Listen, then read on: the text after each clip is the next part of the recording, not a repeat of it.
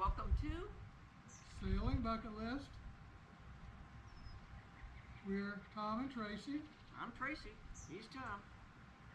And we're retirees from St. Louis, Missouri.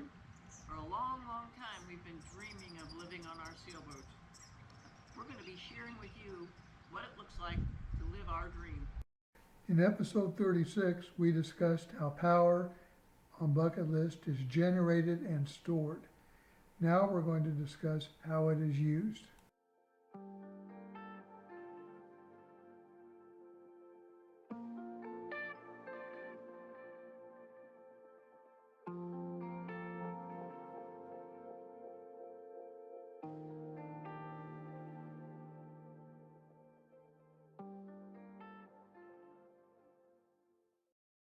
Our boat is a very power-hungry boat. Like most modern boats. We need to know what's using what so we can make good decisions. As we delve into this subject, we need to define a few electric terms. In this representation, water is held in a bucket representing the battery holding electrical power. The water is flowing through a pipe. The flow represents amps. It has a certain pressure that represents voltage. It's falling over a water wheel, and that represents watts capable of doing work. As we discussed in episode 36, Bucket List has a total battery capacity of 501 amp hours, 105 amp hours in the starter battery bank, and 396 hours in the house battery bank. 3 years ago, we installed a battery monitoring system that goes with our inverter. Using our existing Magnum inverter charger on Bucket List and adding a Magnum battery monitoring kit along with a shunt, we were able to monitor each item for its electrical consumption. And what this does is there's a device called a shunt, and what it does is it measures all the current, all the amps coming in and going out. And with that we can tell what an individual item draws. Here we're getting into the battery monitoring mode on the inverter. So I'm going to hit meter, and I'm going to turn this knob. SOC is state of charge. I'm going to turn it one more time to meter. Press it. There's our DC voltage, and there's our DC amps. So right now it's reading, and we're pulling 8.4 amps from our batteries, and that's primarily running whatever lights are on, the fan, freezer, and refrigerator. I am going to turn the deck light, which is down here. I'm going to turn that on. So it's 8.4 amps. Now we're running 11 amps. Wow. So I'll record the difference on my piece of paper.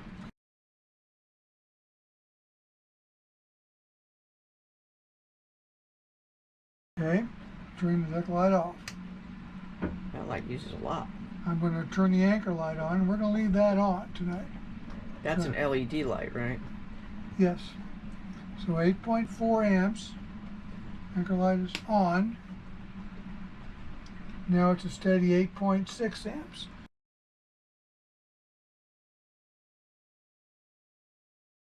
So I'm going to read that as 0.2 amps Okay. for the anchor light. All right. If I turn the stereo on, right here, 8.6, turn it on. Now it's reading 9.2.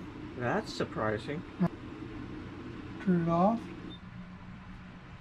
We go back to 8.6.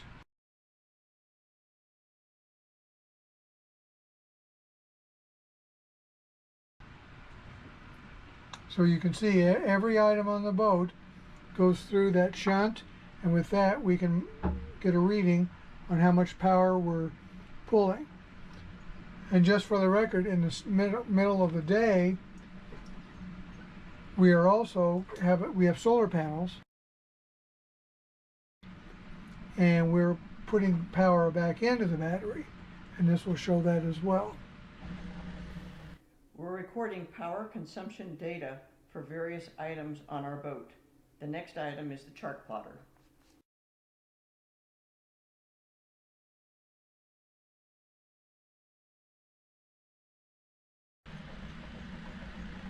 Okay.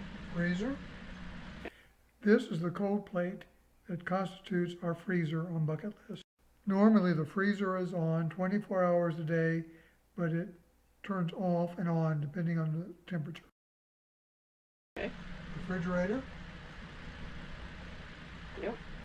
Again, the refrigerator cycles on and off depending on the inside temperature. LED running lights.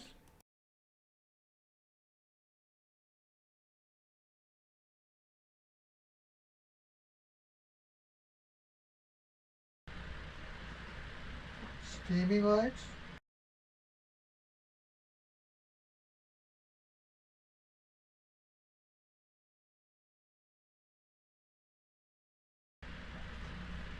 Navigation instruments.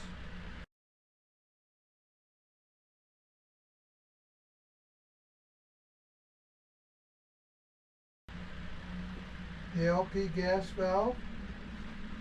Do you think that uses power? Yep. Okay. Minute amount, but the power consumption on our propane safety solenoid was a surprise. In the past, we would turn it on when we were cooking and really didn't bother to turn it off until when we got around to it. But now that it consumes 0.8 amps every time it's on, we take it more seriously. Cabin light. The interior lights on bucket list was also somewhat of a surprise. We're about 2/3 of the way of replacing our incandescent bulbs that came stock with the boat with LEDs. Looking at the power consumption between the two, we're going to accelerate that effort.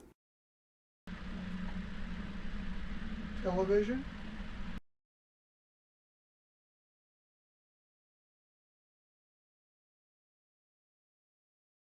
VHF radio. As you can see from the graphics, there is quite a difference between the VHF radio power consumption, receiving and transmitting. Freshwater pump. The freshwater pump does draw a lot of power, but only when the faucet is open. The autopilot. As seen here, the autopilot can be a significant draw of power from our batteries. And the bilge pump. The bilge pump too can be a significant draw of power, but you hope it runs very infrequently. Fans. We have 3 fans. Each fan has 3 speeds. Computer. The amp ratings here on the computer are the power needed to charge the laptop. Electric space heater.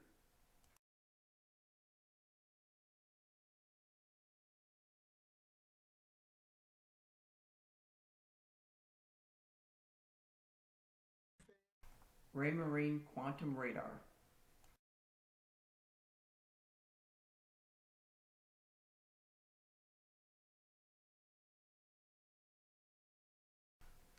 Fluorescent lights. We have 2 really old school fluorescent light bulbs. One is in the head and one is in the galley. They can operate on high or low.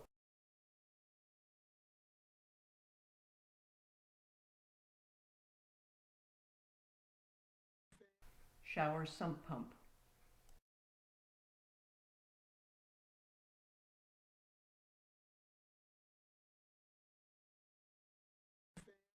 $600-watt microwave.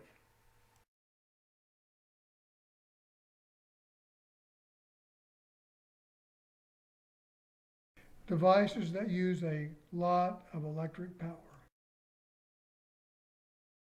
The windlass Raising the anchor uses a tremendous amount of power, but for relatively short periods of time.